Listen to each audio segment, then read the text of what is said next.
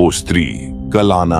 इस डायलॉग को हम सभी जानते हैं। ये कहानी एक चुड़ैल की है जिसके डर से शाम होते ही सारे मर्द छुप जाते थे, क्योंकि वह सिर्फ मर्दों को अपना शिकार बनाती थी।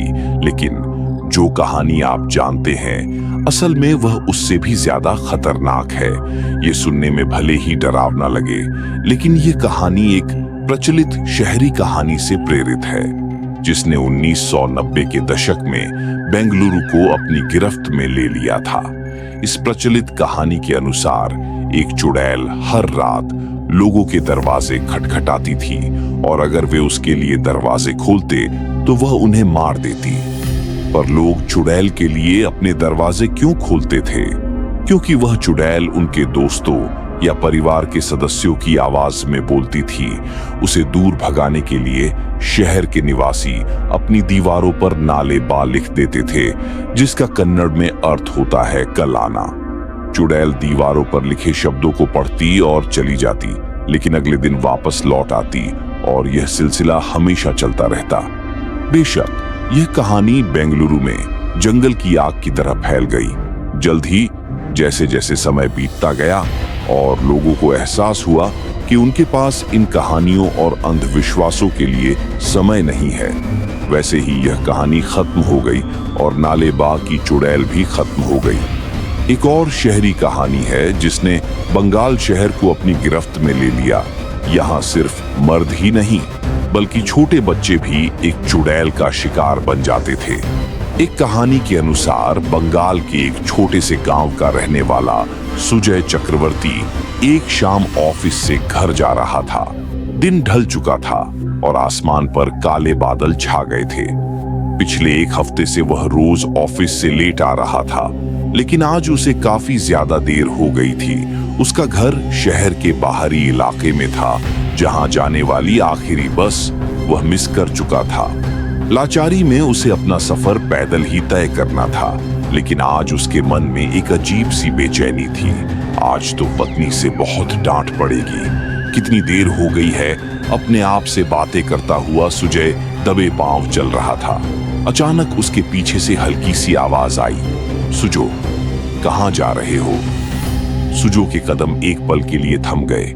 यह सुरीली मीठी आवाज किसी औरत की थी। शायद इस औरत को वह जानता था, लेकिन इस समय कैसे कोई पुकार सकता है? उसने सोचा उसके कान बज रहे हैं और वह आगे बढ़ता गया, लेकिन कुछ ही दूरी आगे एक बार फिर उस आवाज ने पुकार लगाई, सुजो, कहां जा रहे हो? इस बार सुजो के पैर ठंडे पड़ गए। उसने आवाज को पहचान लिया। यह आवाज उसकी चाची की थी, जो उसे प्यार से सुजो बुलाती थी। बचपन में उसके माँ बाप की मौत हो जाने के बाद उसकी चाची ने ही उसे पाला था, लेकिन 8 साल पहले उसकी भी मौत हो चुकी थी। इतने सालों बाद सुजो इस आवाज को भूल चुका था और अचानक उसे सुनकर वह घबरा गया।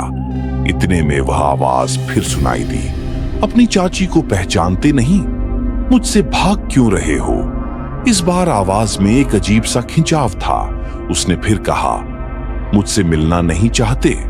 सुजो को अपने पीछे घने अंधेरे के बीच एक साया दिखाई दिया और वह मानो मदहोश होकर उस आवाज के पीछे चलने लगा। चलते चलते सुजो को पता ही नहीं चला कि वह किसी सुनसान कच्ची सड़क से उतरकर जंगल के बीचों बीच आ चुका है। उसे अचानक होश आया। उसने देखा कि उसके आसपास सिर्फ सुनसान जंगल है। वह भागना चाहता था, लेकिन जैसे ही वह घूमा, एक काला साया उसकी आंखों के सामने आ गया। वह अंधेरे से भी काला था, जिसका कोई शरीर नहीं था, कोई आकार नहीं था। उसका एहसास इतना खतरनाक था कि सुजो का सारा शरीर मानो जम सा गया। वह न तो अपने हाथ पांव हिला पाया और न ही उसके मुंह से कोई चीख निकल पाई। उसका मुंह खुला का खुला ही रह गया। सुजो की पत्नी घर पर उसका इंतजार कर रही थी। जब रात भर सुजो वापस नहीं आया तो उसने पड़ोसियों से मदद मांगी। गांव के लोग मिलकर सुजो की तलाश करने लगे, लेकिन कोई सुराग नहीं मिला। सुजो ऐसे गायब हो चुका था जैसे कभी था ही नहीं। उसकी पत्नी टूट गई और एक दिन उसने अपनी जान ले ली। गांव के लोग कुछ दिन तक उसकी मौत का शोक मनाते रहे, फिर सब कुछ भूल गए। लेकिन धीरे धीरे ऐसे किस्से और सुनाई देने लगे। कई लोगों को रात में अपना नाम पुकारे जाने की आवाजें सुनाई देने लगी और यहीं से शुरू हुई निशिडाक की यानी अंधेरे की आवाज की कहानी। निशिडाक को रात की आत्मा माना जाता है जो अपने शिकार को उसके जाने पहचाने लोगों की आवाज में बुलाती है। वह अपने शिकार को सुनसान जगह पर ले जाती है और फिर अपना असली रूप दिखाती है, एक ऐसा भयानक रूप जिसे देखकर दिल, दिमाग और शरीर सब सुनन पड़ जाते हैं। गांव के लोग कहते हैं कि निशिडाक को पहचानना मुश्किल है क्योंकि यह हमेशा एक ऐसी आवाज में बुलाती है जिसे आप पहचानते हैं। तो जब तक शोर ना हो तब तक पीछे मुड़कर न देखें क्योंकि हो सकता है वह निशिडाक अपना अगला शिकार ढूंढ रही हो। एक और दूसरी कहानी के अनुसार उत्तर प्रदेश के एक छोटे से गांव भदौली में मुनुछुआ का डर आज भी लोगों के दिलों में बसा हुआ है। यह एक ऐसी कहानी थी जिसने देश को हिलाकर रख दिया था। रमेश एक रात अपने दोस्तों के साथ बैठकर बातें कर रहा था। रात गहरी होती जा रही थी और सब अपने घर लौट रहे थे, लेकिन रमेश का घर काफी दूर था। उसने अपनी साइकिल उठाई और घर की तरफ चल पड़ा। रात का सन्नाटा उसके लिए डरावना बन गया था। जैसे ही वह सुनसान रास्ते पर पहुंचा, उसने एक अजीब सी आवाज सुनी। हवा में एक अजीब सा ठंडा एहसास बन गया था। रमेश को ऐसा लगा कि कोई चमकती हुई चीज उसके पास से गुजर गई। उसने सोचा शायद कोई तेज गाड़ी हो, लेकिन कोई भी गाड़ी इतनी तेज कैसे हो सकती है। उसने अपने पैरों पर जोर डाला और साइकिल की रफ्तार बढ़ाई, लेकिन एक बार फिर उसे अपने पीछे से उसी अजीब आवाज वाली रोशनी का एहसास हुआ। उसने देखा कि एक बहुत ही चमकती हुई रोशनी बहुत तेजी से उसकी तरफ बढ़ रही है। ये कोई गाड़ी नहीं थी बल्कि एक अजीब सा आकार था। उसका दिल इतनी तेजी से धड़कने लगा कि बाहर ही आ जाता। उसने साइकिल की रफ्तार और बढ़ाई। साइकिल चलाते चलाते रमेश बार बार पीछे देख रहा था और हर बार जब वह मुड़ता वह देखता कि वह रोशनी और भी उसके करीब आ चुकी थी। उसने अपनी पूरी जान लगाकर साइकिल पर पैर मारना शुरू किए, लेकिन अचानक वह रोशनी उसकी आंखों के सामने आकर खड़ी हो गई। रमेश ने कुछ पलों के लिए अपना होश गंवा दिया और धड़ाम से अपनी साइकिल से नीचे गिर गया।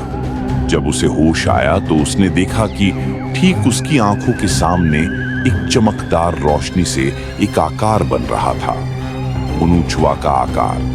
रमेश ने कई महीनों से मुनुछुआ के बारे में सुना था और अब वह उसका शिकार बनने जा रहा था। रमेश जोर से चिल्लाया, लेकिन उसकी आवाज उस रात के सन्नाटे में डूब गई।